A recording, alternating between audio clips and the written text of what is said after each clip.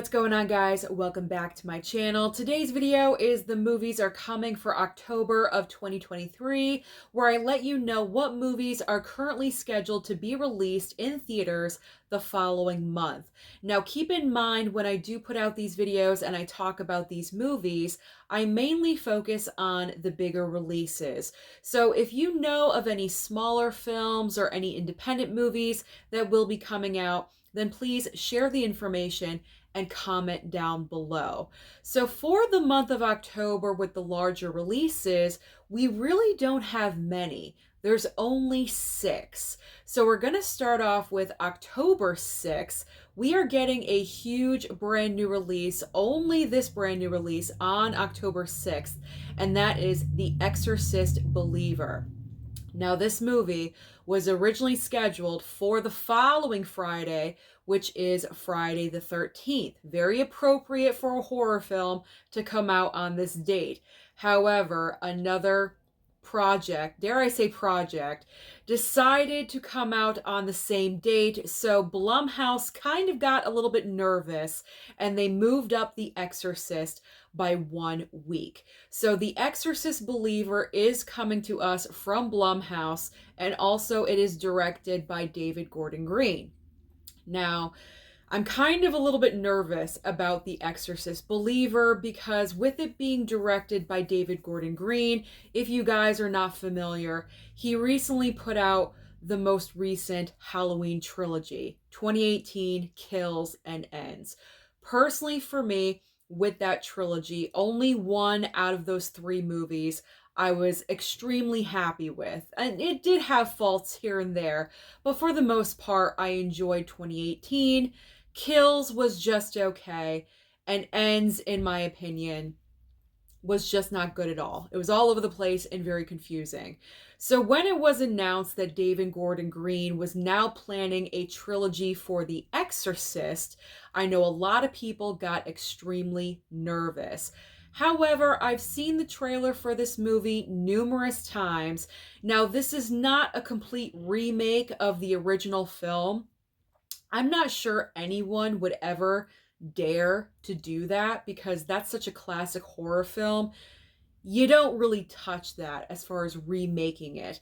This is a different story. However, there is a common link, and that is Ellen Burstyn. Ellen Burstyn is returning as the mother from the first movie in The Exorcist Believer. So I believe that is the only link between the original film and this newest film. But pretty much the premise of this movie, you have these 2 little girls, I believe they're best friends, and after school one day, they don't come home. This is what I'm getting from the trailer. They go missing after school, they're gone for days, they're returned home, and after a little bit, their parents are starting to realize that their behavior is very off, it's very unusual, and then it goes into what we know as The Exorcist. So for me personally, I'm going to go and see this film. I'm going to go and see it. My curiosity is piqued by this. I'm not saying that this film is going to be absolutely fantastic. I'm kind of going in with rock bottom expectations, and whatever happens with this movie, we'll see. Like I said, this is going to be a trilogy.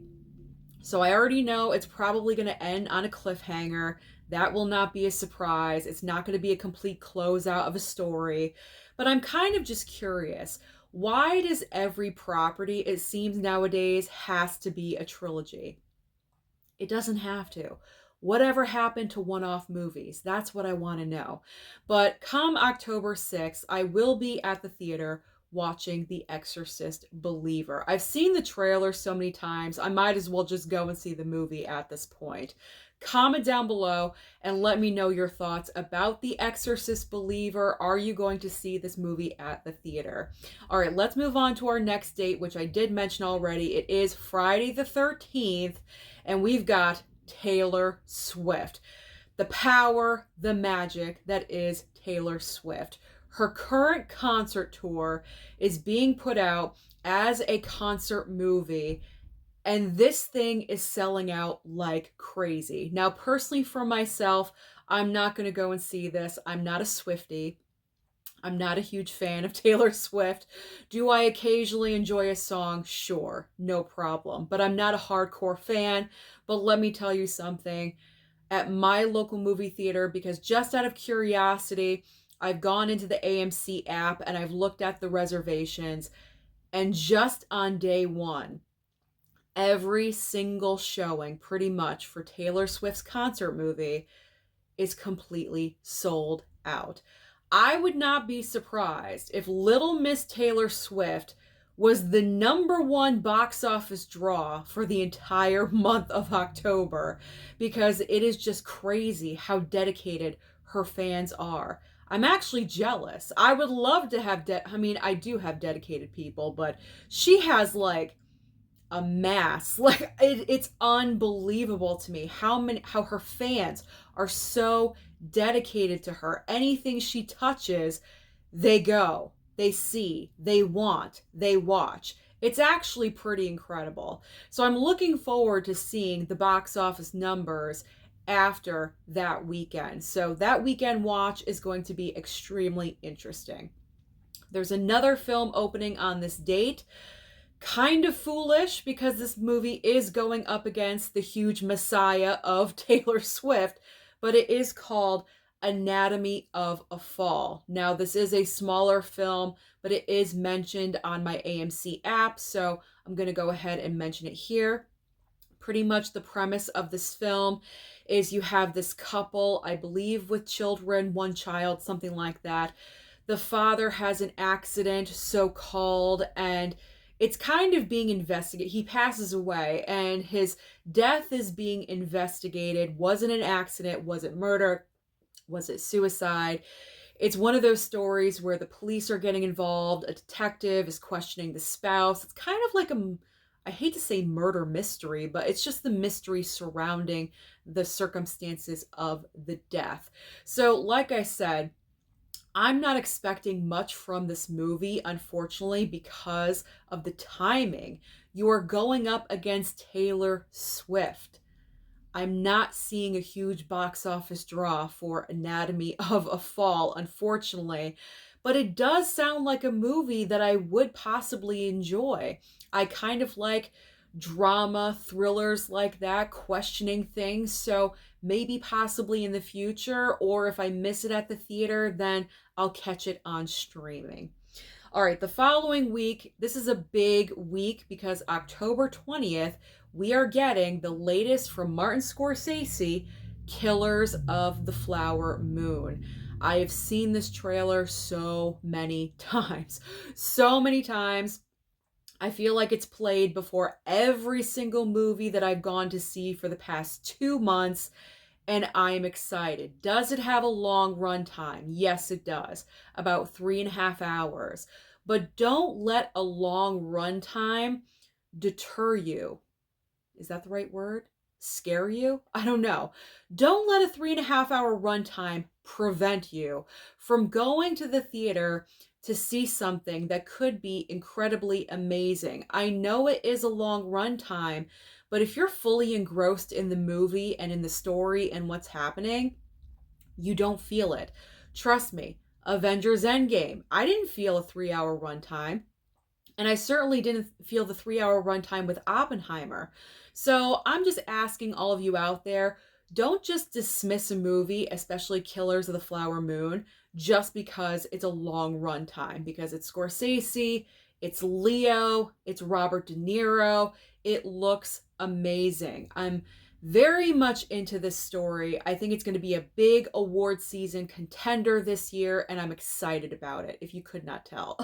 I'm very excited about it. So I am very much looking forward to plunking down and investing about 4 hours of my time at the movie theater and watching this film. All right, so now we're finally at the last weekend, right before Halloween, October 27th. There are 2 movies. We have first Five Nights at Freddy's. Now keep in mind that if you choose not to go to the theater to see this, you could also simultaneously stream Five Nights at Freddy's on Peacock the same exact day.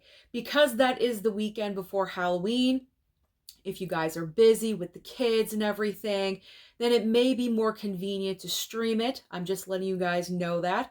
Personally, for myself, I'm most likely going to stay home and stream this because it doesn't seem like a movie that I would go to the theater to see. Pretty much, it is about a security guard working overnight in a pizza place where the animatronics come to life at night, and I guess they get a little bit evil. This is very familiar. Willy's Wonderland. Like, did we not realize? But I think Five Nights at Freddy's has been around longer. I'm not really sure which one came first, Five Nights at Freddy's or Willy's Wonderland. But these are just very similar in plot line, so I'm just gonna opt to stay home and stream this one. The final movie we have on this weekend is called Inspector Sun, and this is an animated title. It's actually an animated murder mystery, which is actually fun because with it being the weekend before Halloween, like I said, if you want to do things with your kids, this is a great opportunity because there isn't really anything else kid friendly in the month of October. So to have something that you can share with your children before Halloween or around Halloween time, there we go, could be a lot of fun. So that is everything that is scheduled to come out in the month of October. So again, comment down below and let me know which one of these movies do you plan on seeing. Don't forget to like and subscribe before you leave, and I'll see you next time.